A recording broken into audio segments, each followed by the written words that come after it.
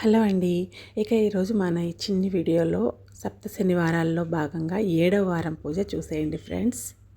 స్వామివారికి చేసుకునే ఈ వ్రతంలో 7వ వారం అంటే ఆఖరి వారం. నాకైతే ఈసారి పూజ చాలా బాగా చేయాలని మనసులో అనుకున్నానండి.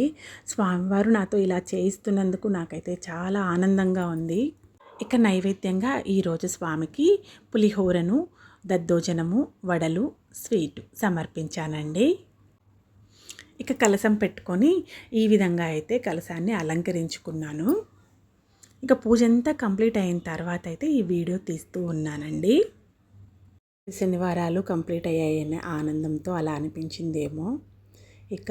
డెకరేషన్ అంతా పూర్తయిన తర్వాత ఇలా తీస్తూ ఉంటే నాకైతే మనసుకు చాలా ఆహ్లాదకరంగా ఉందండి.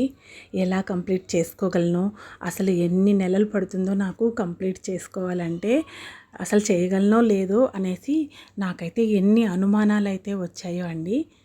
నా ప్రశ్నలన్నిటికీ స్వామివారే స్వయాన సమాధానం ఇచ్చినట్లుగా అనిపిస్తుంది నాకైతే. ఈ పూజ అంటే ఈరోజు 7వ వారం పూజ కంప్లీట్ అయ్యేసరికి లైటింగ్ లేకుండా తీశానండి ఈ ఫోటో. అయినా కూడా స్వామివారు ఎంత అందంగా అనిపించారో. ఆ ఫోటోలోంచి వెలుగు ఈ రూమ్ అంతా, దేవుడి గదంతా పరుచుకున్నట్లుగా అనిపిస్తుందండి.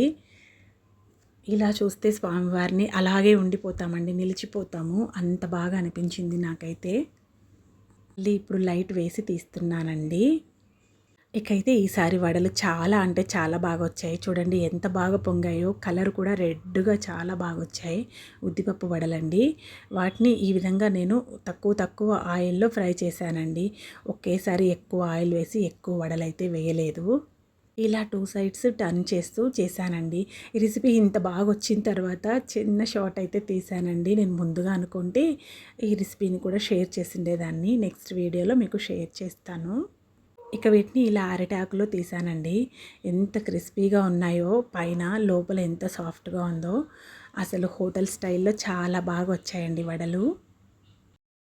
ఇదండి ఓవరాల్గా నేను 7వ వారం 7వ సప్త శనివారం చేసుకున్న పూజ. మీకు ఎలా అనిపించిందో కామెంట్ చేసి చెప్పండి friends. Thank you for watching. ఇలాంటి మరిన్ని వీడియోస్ కోసం నా ఛానల్ని సబ్స్క్రైబ్ చేసుకోండి. టేక్ కేర్ అండి. Bye bye.